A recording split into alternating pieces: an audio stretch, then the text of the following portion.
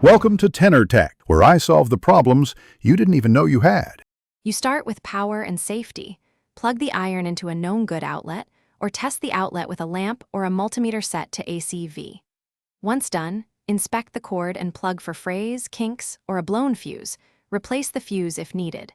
Make sure the thermostat is set above room temperature and there is enough water in the tank for steam models. Doing these steps rules out simple faults before you open the case or replace components. Once the iron is unplugged and cool, remove the housing screws and inspect inside. Look for loose connectors, burned spots, or melted insulation. These show where heat or shorting occurred. Next, use a multimeter to test continuity across the heating element and thermostat.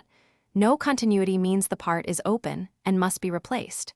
Make sure to clean scale from the tank and steam ports. Mineral buildup impedes heat transfer. If you find faulty wiring or components, mark them for replacement and order exact parts.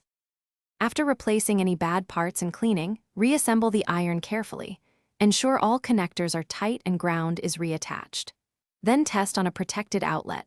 Power it and watch for temperature rise and proper thermostat cycling.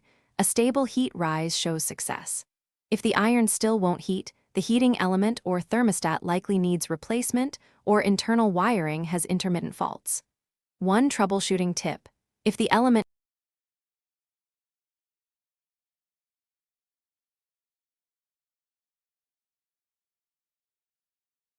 Thanks for watching. Subscribe to keep your life in tune.